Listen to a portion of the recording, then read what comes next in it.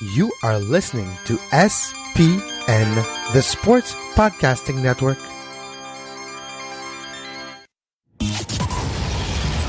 Welcome to Scuderia F1, the podcast that's always up to speed with the latest Formula One news. Follow us on Twitter at Scuderia F1 Pod and subscribe to the show on iTunes and Stitcher. Now, here are your hosts, Mark Dailey and Kevin Laramée. Hey everybody, what is up? Welcome to episode 54 of Scuderia Formula One, the podcast that is always up to Formula One racing.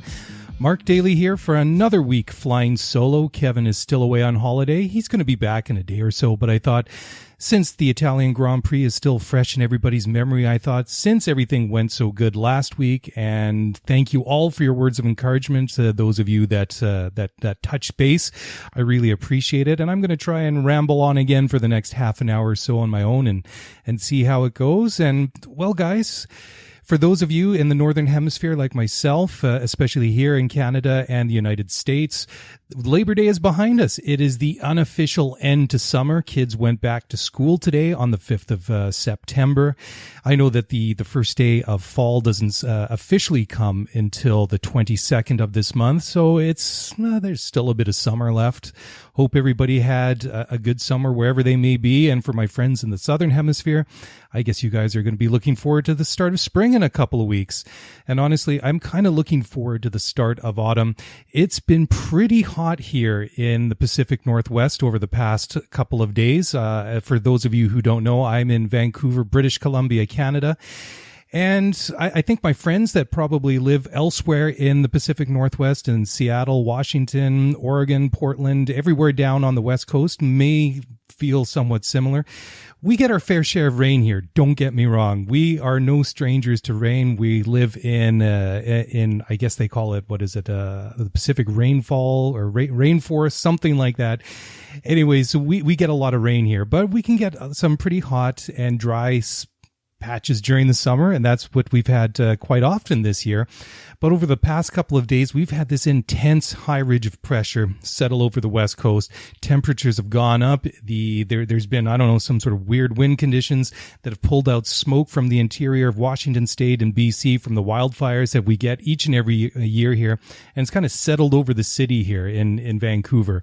And it means that the air is pretty stagnant. It smells like a campfire outside, and it is hot and it is humid. And basically everybody that has access to somewhere cool, like a basement or air conditioning, be it in their house, car, office, shopping mall, wherever it may be, everybody is looking for that. But it was, I think for me at least, watching qualifying, what I did see of it on Saturday for the Italian Grand Prix, watching all that rain at Monza was at least, I think, somewhat suggestive and at least felt a little bit cooler, at least in my mind. But that was something to behold when you get the Italian Grand Prix. I mean, we do not see very much rain at Monza over the years. I think that was the first wet session since 2008, if I believe. So it was a little bit strange. And what with the downpour that was, I really only saw, I guess, part of Q3. So I guess right up until the point when Romain Grosjean skidded off of the track at the end of the start-finish straight there, and fortunately didn't collect his car too heavy or get injured or damage his car too significantly, and was red flagged. Now, for those of you who don't know what I do a lot of work covering Major League Soccer, specifically the Whitecaps, Vancouver Whitecaps FC. Jeez, I should know that by now. I've been doing it for years. Anyways, I do a lot of podcasting, a lot of writing, a lot of coverage for Vancouver Whitecaps FC. So I do a lot of that, and I get, fortunately, I get a little bit of money out of it. So I kind of go out of my way to do that. But Formula One, as much as it is a passion, when it is live on the West Coast here, I'll be the first one to admit it, guys. I'm not one of the people that will get up at 3, 4, 5 a.m. on a Sunday or a Saturday morning to watch the qualifying or the race live. I love it when the races are in Canada, obviously Mexico, United States, Brazil, and even some of the Asian races come on at later in the evening here, sometimes 10, 11, even midnights. And hey, I'm a night person. If the race was on at 1 or 2 in the morning, I'd probably stay up if it's go to bed early, get up early. Yeah, it's just not happening. Anyway, so what I usually do is I end up PVRing these races and qualifying sessions, and you just never know what's going to happen, right? You never know if there's going to be an accident, there's going to be a red flag, and things are going to get stopped for a while. So I usually set up my PVR to make sure that I have at least an hour of extra recording. So anyways, long story short, after Grosjean went on, I just started fast forwarding and through it. And they said, well, race control will update the situation at whatever time, local time, kept going and going and going. And you see the drivers out of their cars, obviously out of everything, walking around with big jackets on and everything. And then after about 2.5 or 3 hours, they were still just interviewing different people around the paddock. And that was about it. I never really saw anything after that. And I had to kind of go into the race completely blind, because what with my apparent laziness and lack of will to get up to watch the race live, I have to stay away from my phone on race days or qualifying days. So I don't spoil the result early, because I'll come back and watch it after breakfast, or sometimes if it's a specifically busy day and I have a Whitecaps match to go and cover, I sometimes don't get to watch the Grand Prix until a Sunday night, which, is a great way to finish off the weekend, don't get me wrong. But it does mean for somebody like myself who really likes social media and engaging on social media, makes it very, very difficult to stay away from my phone other than maybe just checking text messages. And there's certain people that I will not answer text messages on a race day just for that specific reason. Although every once in a while you do get that one well-meaning friend that will send the text, say, hey, how about Lewis winning the Grand Prix today? And then I'm kind of sitting there, well, great. Well, thanks for spoiling that result for me. Anyways, yeah, so it was an interesting starting grid, to say the least. I mean, when have we seen Lance Stroll, youngest Formula One driver ever, to start on the front row, obviously starting second behind Lewis Hamilton, Esteban Ocon starting on the second row and third in the Force India. And then after that, you get your usual suspects of Valtteri Bottas, Kimi Räikkönen, Sebastian Vettel. Then you have Felipe Massa, seventh, Danny Kvyat, the Torpedo, eighth, Kevin Magnussen, and Sergio Perez in the top 10. So, I mean, it was really switched around. And of course, it was bizarre. Obviously, the rain threw a wrench into everything. And then you had a whole heap of drivers incurring massive grid penalties. So I think it's about the most bizarre starting grid that I think that, or maybe not bizarre, but maybe the most unexpected and illogical starting grid that I think we've seen in a very, very long time. And I mean, if you look, Danny Ricciardo started in 16th on race day. Max Verstappen started in 13th in the Red Bulls. We don't normally see them all the way down there. But Danny Ricciardo, amazing performance by Danny Ricciardo, and we'll get to that in a second. Finished fourth, only a couple of seconds, I think 4 seconds behind Sebastian Vettel. And if things had gone a little bit different, who would have thought that we would have been sitting here thinking perhaps that Danny Ricciardo could have had another podium finish at Monza? And Ferrari's lack of pace, another interesting situation, and we'll talk about that too in a minute. But Lewis Hamilton, I think, deservedly sets his record-setting 69th pole position in Formula One in fine style. I mean, he is now undisputed. He tied Michael Schumacher's record of 68 pole positions a couple of weeks ago, and then all of a sudden, here we go again. There's no stopping Lewis Hamilton, and fantastic for him in the wet. And he was, I think, about 1.2 seconds ahead of Lance Stroll. Phenomenal. Well deserved for Lewis Hamilton. But I think what really surprised me in the race itself was just how quick the pace that Mercedes had over Ferrari. Of course, if you look back at the Italian Grand Prix results, it's now 7 years since the Scuderia won at their home Grand Prix. The last person to do so was Fernando Alonso, who won back in 2010. And then before that was Michael Schumacher, won in 2006 for Ferrari.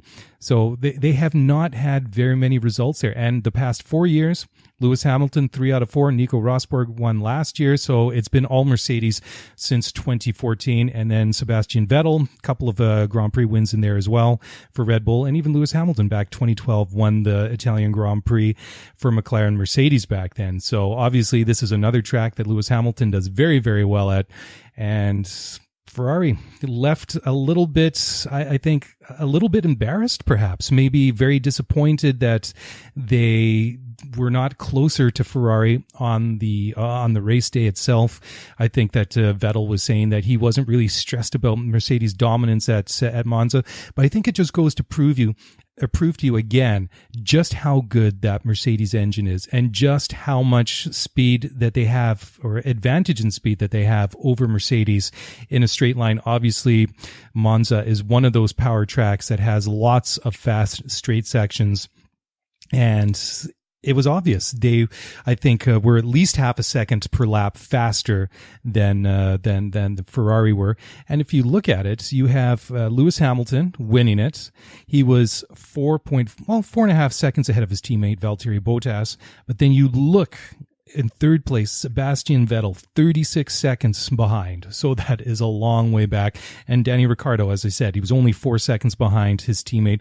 And then Kimi Räikkönen, again, not very much pace. And he wasn't, I'd say he's a little bit by himself. He was about 10, 11 seconds in front of Esteban Ocon. So Lance Stroll, 7th place. Very, very, very good result for him. And Felipe Massa, Sergio Perez, and Max Verstappen, who had that early coming together with Felipe Massa in the opening laps of the race at the first chicane there, picked up a puncture, ended up at the very back of the field, but still managed to get a point out of that one. So it's just what a terrible season it has been for Max Verstappen, but at least he got a point this weekend. There's a little bit of consolation in there for him, because it's just become almost expectant. You expect to see the McLaren cars, one of them at least, and they had a double DNF this weekend, of course.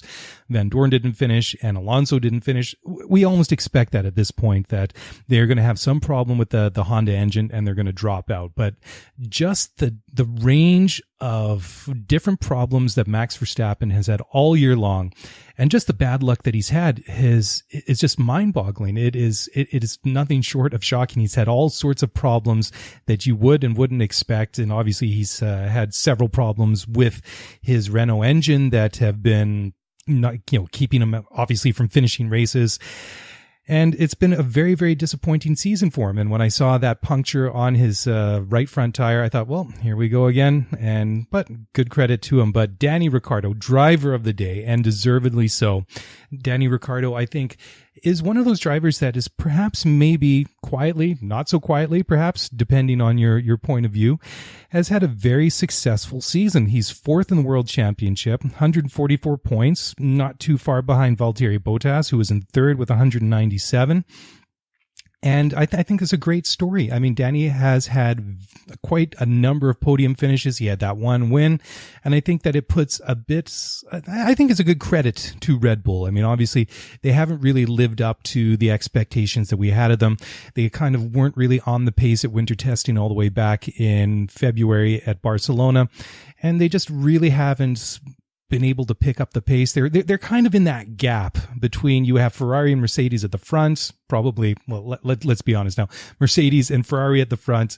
Then you have Red Bull a little ways back, and then you have everybody else kind of led by your Force Indias and your Williams and teams like that, and kind of descending through your Toro Rossos, Renault, et cetera, et cetera. So it has been very, very interesting. And I think it's good to see for Danny Ricciardo. And well, who knows? It's going to be, I guess, another enlightening week, because just talking about the Renault engine, last week Christian Horner said that Renault had some things to answer for, that they just weren't delivering on the power that they needed.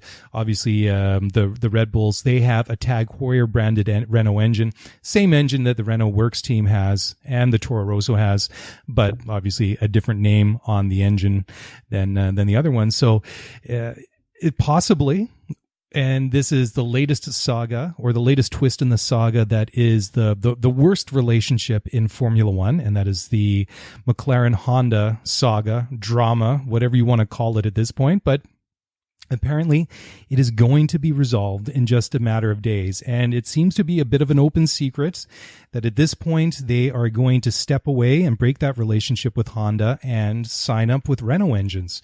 Now, this is going to be fascinating, because Renault is already supplying 3 teams. They said that there isn't going to be a 4th team that is going to get Works engines from them. So the rumor at the moment is that they will move from they will stop supplying Toro Rosso with Renault engines, move over to McLaren, with Honda going to supply Toro Rosso. So, I don't really get it either, guys, but apparently the bosses at Formula One are very committed to keeping Honda in Formula One, and they're trying to find a situation that will work for them. Personally, I did not see that sort of a lateral shift from McLaren to Toro Rosso and kind of an engine swap kind of deal. It made sense that the partnership with Sauber and Honda didn't come off, because obviously Sauber does not design and build its own gearboxes, so they would need a gearbox supply and in order to secure an engine deal, and Honda were not able to provide that. So that's part of the reason why that deal fell apart. But I really didn't see this twist coming. But it is also interesting to see that Zach Brown, the CEO at McLaren, said that Fernando Alonso is very likely to stay at McLaren for next year and beyond if they can get a Renault power supply. And that makes sense. Obviously, Fernando is a former Renault driver, won 2 world championships over a decade ago with, can you believe that, by the way? Fernando Alonso, 2 world championships with Renault, the works team, the former works team, and that is already over 10 years ago. Was that 2005, 6 off the top of my head without checking the record book? 2005, 2006. So already a dozen years ago. Boy, how times flies, eh? Anyways, that is very interesting. And also a little twist in just sort of a side note on the whole Renault situation. Jolyon Palmer didn't finish the race again. He had to retire his car late in the race after having an interesting coming together or incident with the aforementioned Fernando Alonso that ended up with Palmer getting a 5-second penalty, and Fernando fuming over the radio for laps and laps and laps and expressing his displeasure that Jolyon only got a 5-second penalty for gaining advantage and going off the track at the second chicane there just before the Lesmos. Anyways, I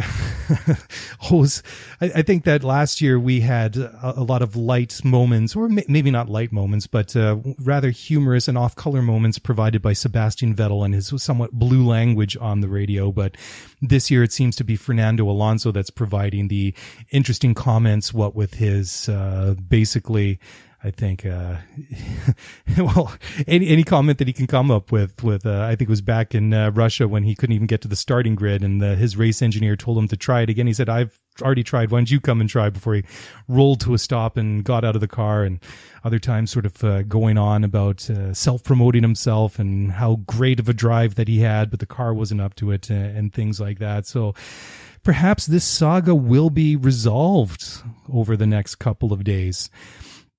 And also maybe talking a little bit about the silly season. There obviously have been a number of drives that have been secured for next year, but apparently Toto Wolff, the Mercedes Motorsport boss, had coffee with the Verstappens, but he's played it down, other than nothing having a cup of coffee with his friends at Jos Verstappen's motorhome at the Italian Grand Prix. But he did admit that he is keeping an eye on the future of Max Verstappen in the coming years. But just looking at the driver standings now, you have Lewis Hamilton leading the World Championship now with 238 points.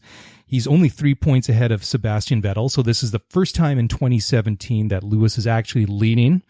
Sebastian, he's obviously not all that far behind, and there's still 8 races to go in this season, so anything can happen before we get to the Yas Marina circuit, Abu Dhabi, at the end of November. And I think this is probably going to seesaw back and forth between these two guys for the rest of the year. But then you look at Valtteri Bottas, 197 points, so he's 38 points behind Sebastian Vettel. And I'm starting to think, after kind of really inserting himself into that conversation about possibly having a shot at the World Championship this year, I'm just kind of starting to wonder now, barring any unexpected circumstances or results or finishes between Vettel and Hamilton, perhaps maybe Bottas's star is beginning to fade just a little bit. And of course, anything could happen, but he's quite a ways back now. I mean, he's, 38. So yeah, I mean, he's over 40 points behind his teammate, so that's quite a deficit to climb. But as we saw last year, Lewis Hamilton was 43 points behind his teammate Nico Rosberg at one point, and that World Championship came down to the very last couple of laps at Abu Dhabi last year. But Lewis did have to really work hard for it. I mean, it isn't necessarily over for Bottas by a long ways, but he does certainly have his work cut out for him. But just kind of going back to Ferrari again, and it's interesting that they were so far off of the pace at their home track, and there's a lot of things that Ferrari and Mercedes have been saying over the last couple of days. Vettel said he's not stressed about this situation, and perhaps that's true. Like I was saying earlier, that Mercedes obviously does have that power advantage, the speed advantage in these long straight line portions of the track, the long straightaways, and they've dominated Monza over the past several years. So no real surprise there.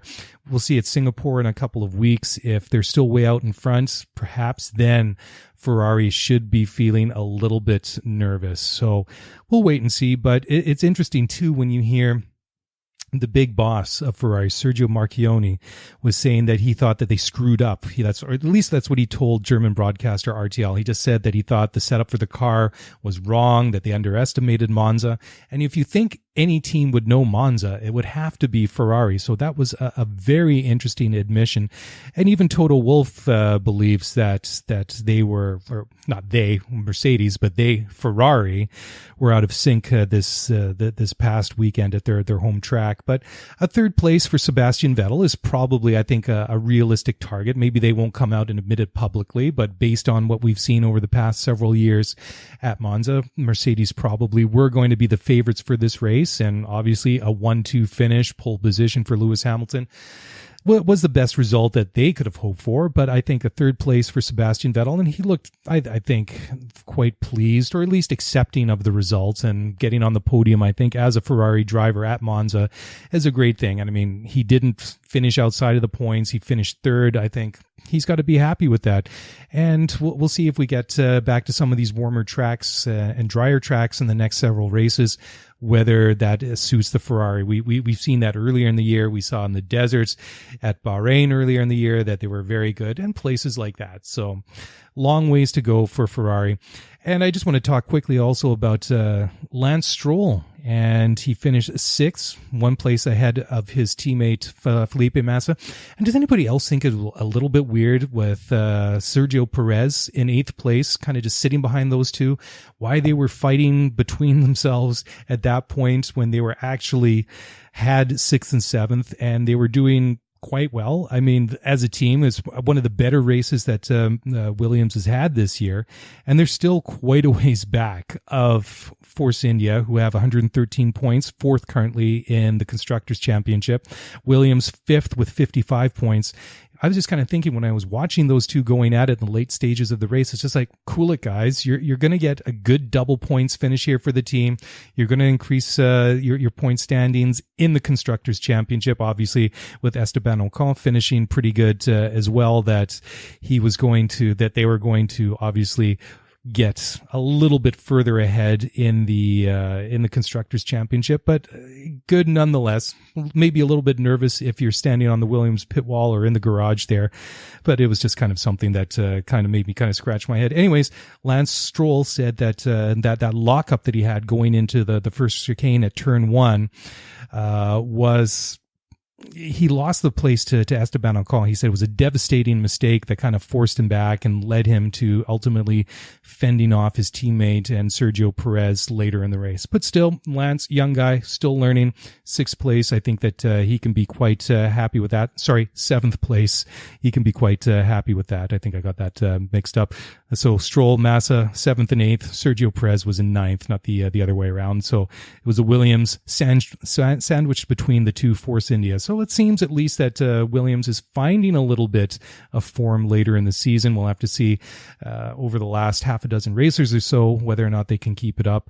But a little bit of promising news for them as well. And also, there was some other news today that Ferrari has re-upped a new long-term deal with Marlboro, with Philip Morris, and they've obviously been a long-time sponsor of Ferrari, and that's interesting that there still is a tobacco sponsor in Formula One. It's not really overt anymore. Obviously, there's a ban on tobacco advertising. There was that kind of sneaky way they tried to get around it in years gone by, where they had that barcode. Remember, they had that barcode on the Ferrari on the airbox. I guess it was in the Schumacher days, but anyways, long gone, and that's been replaced by their own team logo, that Scuderia Ferrari one's kind of like a red and white halved rectangle with with the prancing horse logo on it. Looks pretty cool, but interesting to see nonetheless. So let's just talk quickly before I wrap this thing up here. Now, what did you guys think of the race? Was it boring? Wasn't really all that exciting at the front. It was exciting in the early going, I thought, once things kind of sorted themselves out. I think it was only really a question of time before guys like Valtteri Bottas, Kimi Räikkönen, and Sebastian Vettel kind of forced their way up through the order, and guys like Stroll and Ocon, obviously great job for both of them to qualify as well as they did. We're going to get gobbled up and passed by the faster cars. I thought it was interesting though in the opening couple of laps when Kimi Räikkönen made that pass on Valtteri Bottas. Obviously, Bottas did him a little bit of a favor of running wide there at the second chicane, and then Räikkönen pounced on him to pass him going into the first of the two Lesmo corners there. But that pass that Bottas made a lap later, I believe it was, passing Räikkönen on the inside of the Parabolica was looked a little bit easy, didn't it? He just had that speed, and after then it was Hamilton and Bottas, and they just really disappeared up the track. But again, I thought that it was interesting how Sebastian Vettel carved his way up through the order, past his teammate. And from there, he just kind of settled into the pace. He did hint at a bit of a problem. He said that his car was pulling to one side that was really preventing him from pushing and was keeping him about half a second off the pace compared to the Mercedes cars. But again, not too much action, but there was some good passing and some good moments further back in the field. And it was that at least I thought was quite enjoyable to watch. Anyways, I think I'm going to wrap it up there. Again, thank you very, very much for listening. If you want to get in touch with me, send me a tweet at Scuderia F1 Pod on Twitter. We're also on Facebook at facebook.com/Scuderia F1 Pod. Kevin's going to be back next week. We'll look ahead to the Singapore Grand Prix. European portion of the F1 calendar for 2017 is over. I always feel a little bit kind of sad at that, but there's some great tracks, great circuits coming up in the final third of the season. We got Singapore. I always love that night race. We got Malaysia, last running of the Malaysian Grand Prix. Then we go back the U.S. Grand Prix, Mexico, Brazil. There's a whole bunch of good ones coming up. So plenty of exciting and enjoyable Formula One racing to look forward to. Anyways, that's a wrap. Thank you very much for listening, and we'll catch you again this time next week. Thanks for listening to the Scuderia F1 podcast. If you want to get the show notes for this episode, then head over to ScuderiaF1pod.com. Want to get in touch with us? Then email us at ScuderiaF1pod@gmail.com. You were listening to SPN, the Sports Podcasting Network. Visit us, sportspodcastingnetwork.com.